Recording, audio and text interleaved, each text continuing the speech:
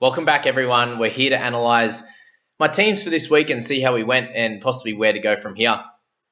Really, really good week overall, even with some low scores in there. A bunch of the guns that we've decided to go with and a few of the mid-rangers really stepped up and saved the teams. And it seems like a bunch of guys out there had either average weeks across the board with all their players or copped a few of those lower guys. So the People squad ends up improving dramatically, ranking 984th for the week, which moves us from about that 1900 in at the end of round 2 down to 579, which is really, really nice. We've only used one trade as well and have 107k in the bank. So Nathan Cleary could be an option over the next few weeks, and we'll discuss a few trade options here. The team didn't really have a great Sunday either, with Taumalolo with 36, also Maxi King 29, Bully with 6. So we decided to, in the end, moved Grant down and played Walters and Bully instead of taking Lockie Ellis 21, which 15 points in the end. Lockie, see, he's a good player, guys. You should really look to play him each week. Anywho, had the 3 players out. So after I had Grant out and still managed to score 930. So all 3 teams scored very, very similar this week. 930 for the People squad, 938, and then we had a 928. So yeah, all really close together, which you'll see in the round 4 rankings. So yeah, the squad here, we had Randall, picked up Starling this week, which worked out really well, got the 56 in his time off the bench. I think he's a great option for anyone there. At 484k, he's going to do well and make a fair bit and also score well for your sides. Even if it is off the bench, it might be a 40 at a minimum, in the 55 minutes, but there's also a chance that he gets on and starts just with how well he played. Obviously, they scored the majority of their points in the second half, and that is a lot to do with what he did from dummy half and obviously a couple of really nice runs.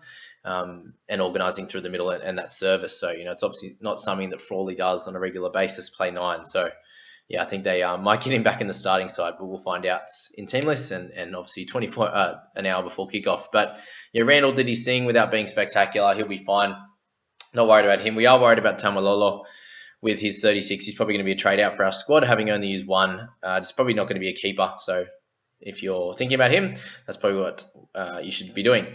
Payne Haas as captain was fine. We'll see if everyone wants to stick with him next week or they want to go for a Nico Hines or if we get Cleary in somehow.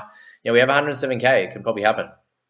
Maxi King, fine. We'll move on from that. Jeremiah Nane and also Arrow both did really well. Happy with their efforts. 62 and 50. Can't complain. They're both making money, both scoring well.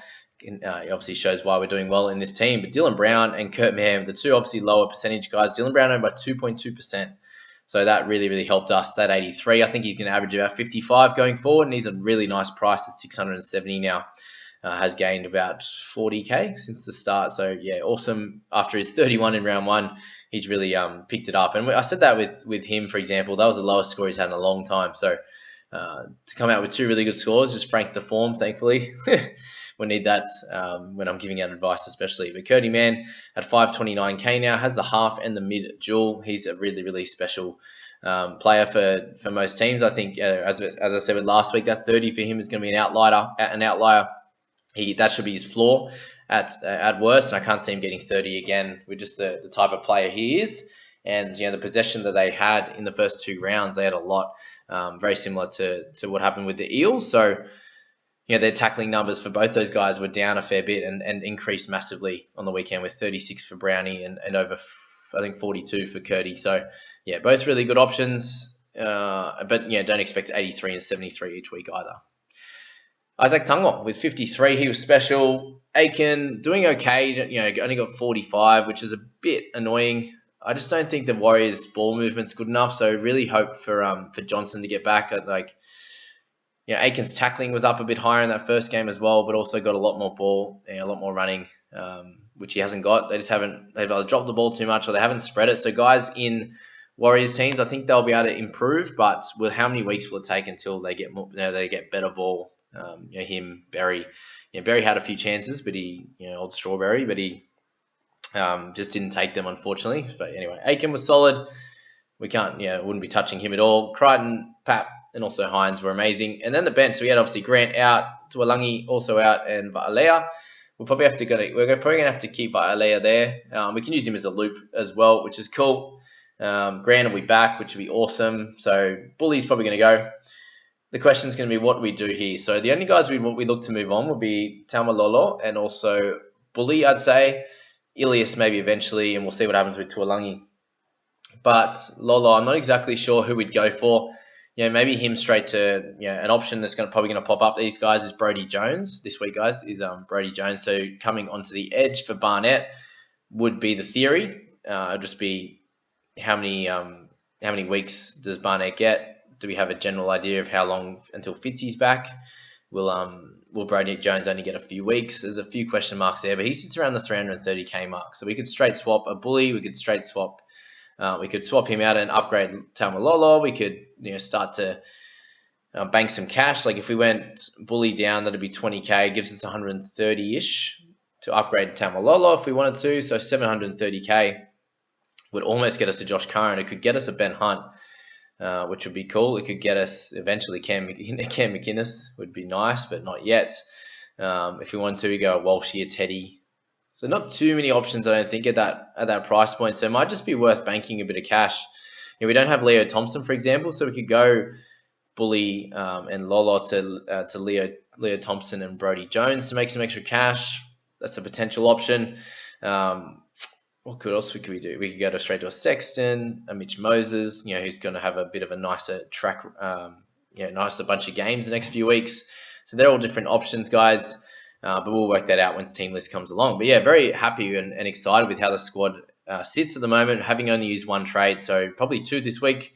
And if not, maybe there's just the one and we can keep building on this team. So we'll move to the head-to-head squad, which has had an incredible start to the year and probably is going to try and win the overall mark. We're under 100 points away from the first spot, sitting at 152 in the overall rank. So 928 for this squad, which was really solid. Again, a couple of average ones in there, but overall a really nice result in there. I've moved this squad around already. We had Jack Bird on the bench there, which I'll pop in there. There you go. So this is what it looked like in round 3. Played Bully, which kind of hurt us a bit. Decent score from Kobe Hetherington to finish it off. We looped Jackie Bird, which would have been nice to play Leo Thompson over Bully, but wasn't able to, I don't think, with the edge position that we had. So I suppose we could have had Bird play in the edge position and played Leo Thompson, but with Bully starting, just thought he might have been a better option. Unfortunately, played later in the week. Otherwise, we would have had Leo Thompson in that and an extra 31 points, which would have put us somewhere in the top 100 for sure. Anyway, sitting with Cook with 66, he's been a great option to start off the year with. This is being his best score of the season, which was great. Payne Haas as captain, man up there. Kinga, Bully's got to go. Tango in there. Ben Hunt's been a great pod. He's been scoring awesome. So another 60 from him. Matty Burton was a bit annoying, so we had Burton and Bully to finish off, and that really could have helped us propel higher up the rankings. The same back 3. Aiken I brought in this week, which was, he's done a job without being spectacular. Again, he's in there to cover the centre and the edge. Hetherington did his job, brought in Starling, which was cool, and got Birds 39. So really, the only bad one was Bully. And I suppose we can't really complain when we're ranked 152 at this point. So 25k, I believe, in the bank. And only used the 2 trades so far. Who I'd look to move on in this squad would only be really Bully. And other than that, not too much to think about there, I suppose. Like overall looking pretty good. And so that is the head-to-head squad there. So looking pretty good. Again, not too much we'd look to change here and just keep building from here. And hope to get a little bit lucky with certain players and we can move up into the top 100. So that'll be cool. Moving on to my team. And if I actually pulled the trigger on the trades this week, I ended up holding, which I thought was a decent option to give a couple of guys a bit of an extra go and see what happens. I suppose the only good thing here is I've kept Tuolangi. And hopefully he can get his spot back and make some more cash. Other than that, like trading Bully would have been great. Bringing in Starling and also Leo Thompson would have been 2 great trades. Would I have played Leo? Potentially. I probably would have played Bully, for example. I would have had Starling come in for Bully. So I doubt I would have played Leo, for example, but I would have gained myself an extra at least 20 or 30 points by getting Starling. and getting some extra cash from both of them, which I didn't end up getting. So, but overall, I was sitting at 5,200 in the overall rank, and I'm down to 1,917. And managed to hold 2 trades. So there's definitely some good things to it. Sitting with 34k in the bank. A bunch of issues this week with Rocco Berry getting 13, Will Penasini getting 9, and I still managed to score really well and get a 930. So yeah, I suppose really happy with that. Obviously got Jeremiah and Nanai. You got Brownie, Curdy Mann, Schneider doing his thing. So we kind of just did all right without being completely spectacular. So Reed's the big issue here. Down to 717k now, lost a fair bit so far. And the question here is he a trade out? The thing I could do with this squad, which would be fairly interesting, would be obviously a Starling would be cool. But if I really want to, I could go a Reedy and a Jack Bird.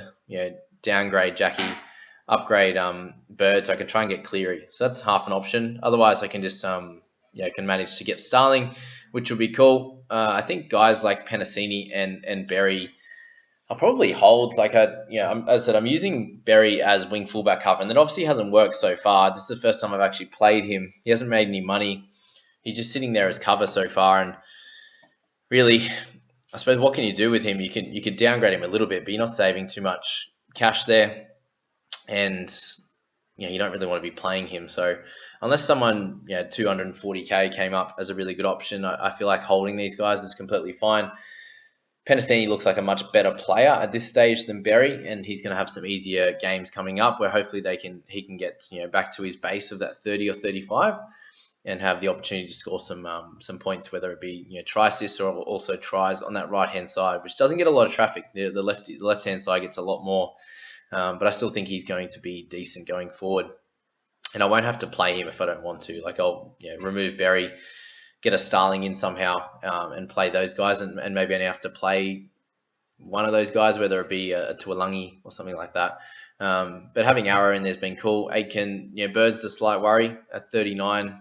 He still has made a little bit of cash, like a tiny bit, but just hasn't been living up to the hype he's scoring. He scored 2 tries and hasn't really done much, so I'm worried that for the game, that he has a bit of a lighter one. Obviously, game 2 he didn't score, but he managed to do okay. But the game where he doesn't do too much in the game and doesn't score either, where he's going to get a 25 or a 30, that is the worry. So he's potentially a guy you could, if as a bit of a luxury trade, could move on. But overall, in terms of the three teams, guys, I'm really happy with where we're sitting, and I suppose the potential to go forward and do really well. All teams have either used 2 trades or 1 only out of the 4 available. So I think it's a good opportunity here to use a couple of them and really get a lot of value out of some of the cash cows, and also build plenty of points over these next bunch of weeks. So there you go, guys. That's that video. I hope that really helped you with your potential trades. If you're in the Discord group, send me your team in a nice desktop screenshot, and we'll go through them in another video. But as always, guys, we'll catch you in the next one. See you later.